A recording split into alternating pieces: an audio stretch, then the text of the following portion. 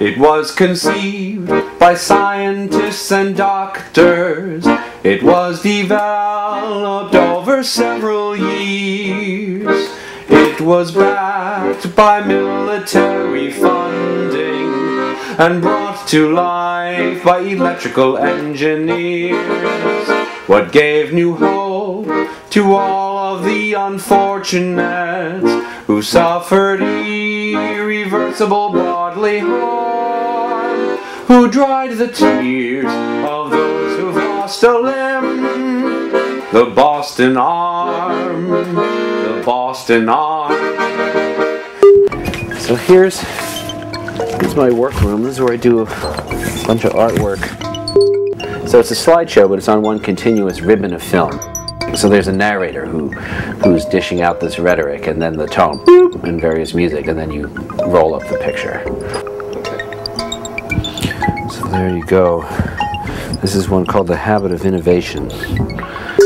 Don't just use the sharp end of your pencil. Be creative and use the eraser side.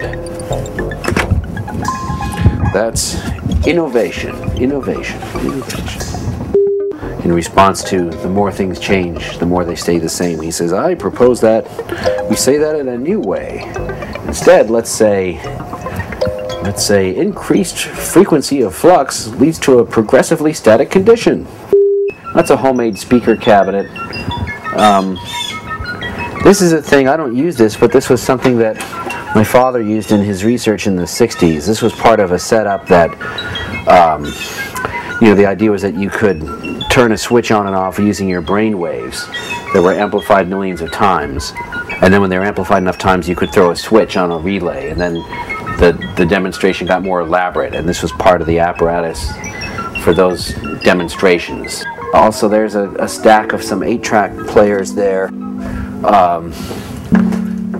And that was something I'd kind of done up as a cartridge organ. And so you take an 8-track tape and erase it and record new sounds on it, and you push it in, and you can actually reach here and make the head go up and down. You can actually kind of yank on these things and make it crossfade across the tape. So you don't know what you're going to fish up, but there's always going to be some kind of recorded sound, and the whole thing is on a big 10-minute loop, and you can rake across it, make it go like, what? In the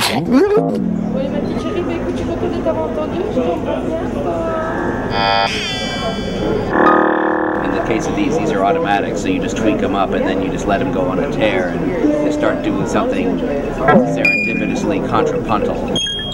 My father had an Edgar Varese record with Poème Electronique, which is a kind of a cut tape piece from the 50s, and that was definitely a huge influence on me as a kid. And then when I went to college, I got to study electronic music, and it was right at the tail end of the analog era.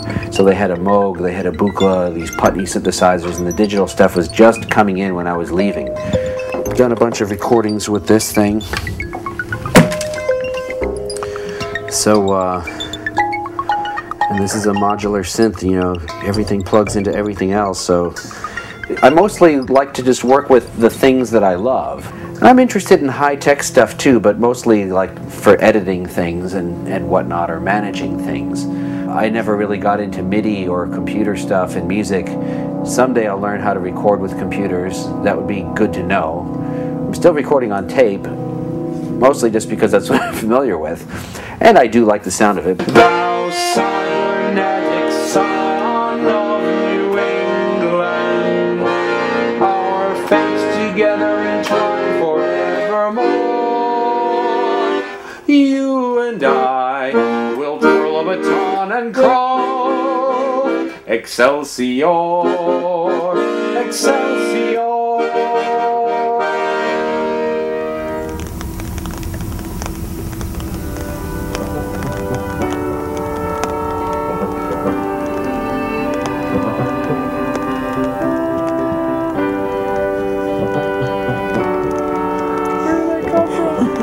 Perfect.